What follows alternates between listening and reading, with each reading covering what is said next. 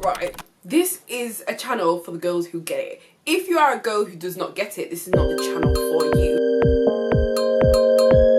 Hi guys, welcome to my YouTube channel. My name is Cinderella. If you don't already know, now you know. This look was a stressful look. I feel like I say that with every makeup look that I do, but I think this may have actually been the most stressful makeup look I've actually ever done. All I can say is trust the process. I had to restart 3 times, so if that's any, you know, moral support to keep you going, just restart 3 times. On the 3rd time, you'll get it right. I did. But yeah, anyway guys, I really hope you enjoyed my video. Make sure you like, subscribe, follow me on the TikTok app. And yeah, start work at 9 PM. It's currently 3 PM.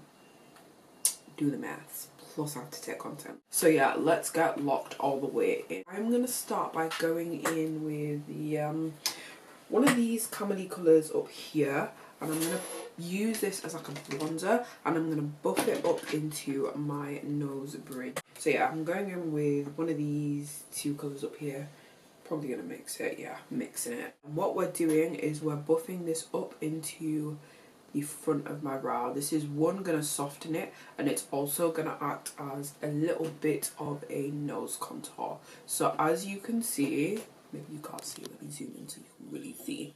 Hopefully you can see. 1 second, you'll see in a second. If you can't see already, you'll see in a second. As you can see, this has added a little bit of structure to this area. It's also bronzed it up. It's also softening out the front of my brow. You might be thinking, it's actually removing the front of my brow. That's not a problem, because later on we can go back in with my NYX brow tint pen and add some hair strokes. But as of right now, we want this area to be nice and soft, nice and diffused. And it's also acting as, like, again, as I said, a little bit of a nose contour. You can either do this with cream bronzer or eyeshadow or powder bronzer, whatever tickles your fancy. I'm just using eyeshadow because it's the closest thing I have to hand. As you can see, it's kind of adding a little bit of structure, adding some warmth, but also, most importantly, it's going to be a base for my nose contour. Because one thing I hate is, why don't you just have 2 lines down here? Why is that your nose contour? Does your nose not connect into your brow bone? Why would you then not put the product on your brow bone? Is it your brow bone or your nose bridge bone? Your nose bridge bone. I don't know, whatever bone this is. Why would you not put it there? Make sure you're using like a nice fluffy brush to do this, because you want it to be nice and diffused. You don't want any harsh lines. Like, if this is your first time of you watching any of my videos, to be fair, there's only like a handful on my page, so most likely it is.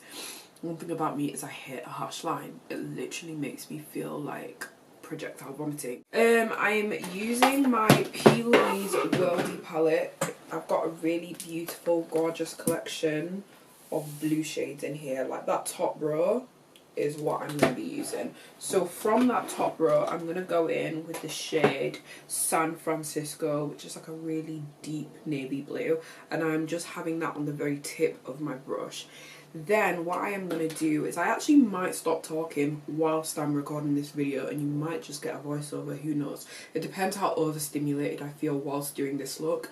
If overstimulation levels are low, then I will talk as I do. If they are high, which I feel like they are going to be high, I might just shut up in the next 3 seconds. So we'll see. Seems like overstimulation levels were high because I'm no longer talking. So I first go in with this dark navy blue colour, and I apply this first to the outer portion of my eye, and I'm keeping it quite structured and rounded off, and I also apply it to the inner portion of my eye, again structured and rounded off. You want to keep the very centre of your lid blank. You don't want to place any product there. So once I'm happy with my product placement, I just tap the product down. I then go in and I blend out the very edges of this blue. To do this, you just want to use very light back and forth motions with the very tip of this brush. You can just see I'm using very light back and forth motions just to blend out the very edges of this blue. I'm then just going to quickly clean this eyeshadow brush, because this is the same brush that I'm going to use to apply my next 2 shades of blue. I'm then going to go in with the shade Europe, and you just want to slightly layer it on top of your previous eyeshadow colour, so kind of 50-50 layering.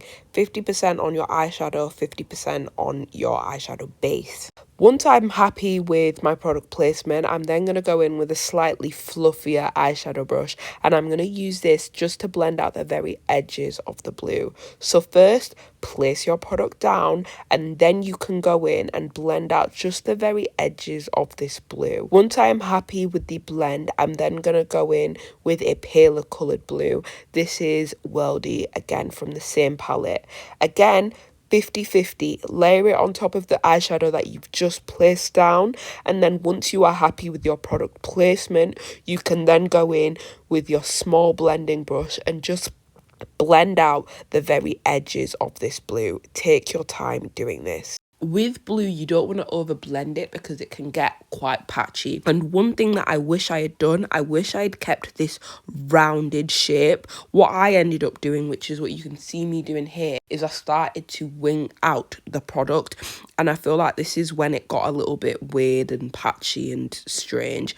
I wish I had just kept that rounded shape, but it's literally not the end of the world. Nobody died. First world problems. I am now going to take a small pointed blending brush, and I am just reintroducing that dark navy blue and bringing that colour back in. And I do the same for Europe. I go in with a slightly fluffier brush, and I am just going to blend that dark blue and that lighter blue into each other, just going in between those two brushes, light back and forth motions, just so that there is a seamless blend between those two colours. Really take your time with this step. I then go in with a clean blending brush, and I'm not going to go in with any more of that pale blue just because it will end up looking ashy. I'm now going in with this pale blue, but I also used a little bit of Worldy from my Worldy palette just because I wanted more intensity, and I felt like that colour just had the intensity that I needed it to have. I apply this to the very centre of my lid, and to blend out the edges of this product, you just want to use light tap and pull motions. Tap and pull, tap and pull, tap and pull. I then go in with the pointed brush that I used to apply my dark navy blue. I'm not going in with more product, just whatever product is already on there. I am using it to blend the pale blue colour and that dark navy blue colour together. And again, you just want to be using light tap and pull back and forth motions to blend these two colours into one another. I then went in with my Inglot gel liner, and I just used this in my lower waterline, and I also tightlined my upper waterline. If you are going to try to recreate this makeup look, a word of advice is be intentional about 1, your product placement, and then 2, when it comes to blending, take your time. I had to restart 3 times, and that is because the first 2 times I was just so messy. You actually create more work for yourself when you're trying to rush, whereas if you take your time and you're intentional, you will make this process so much smoother and so much easier. So I've done most of my base. I've powdered my face. I'm just going to apply bronzer and blush on. I wanted to record myself putting my blush on because I feel like the blush really is also what makes this eye look the eye look. But yeah, anyway, so for my bronzer, I'm going to go in with my MAC bronzer, and this is in the shade Rich Golden, and I'm using like a really nice fluffy Real Techniques blush brush even. I'm just going to apply this bronzer on. So I like this bronzer, this MAC one, because it's quite cool tone. I find like a lot of bronzers for black girls tend to run quite red, and I hate a red bronzer. Like I feel like this one is a really, oh my god, my eyeball is watering. I feel like this is a really good true tone brown bronzer. Let me zoom out so you can really get a look at the face. So I'm going in quite heavy with my products, but yeah. Once I have applied my bronzer, I'm actually going to go in with my powder puff. I'm not really going to pick up any more products, just what was left over from when I baked my face. And I'm just going to go underneath my bronzer just to make it look even sharper. So I'm just using kind of whatever is left over on my powder puff. Not going in with any more product. This just makes this look sharper. And then I'll just use my bronzer brush just to blend that out. I'm going to go in with a little bit of bronzer. I'm going to go in with like a fluffy eyeshadow brush, and I'm just going to bring the bronzer, just some powder bronzer, down my nose and up into the front of my brows. I'm going to go in with a slightly bigger one. Hello, it's me and I'm back. You want to smudge out your lower lash line with that dark navy blue colour and just spend your time making sure that the edges are nice and diffused.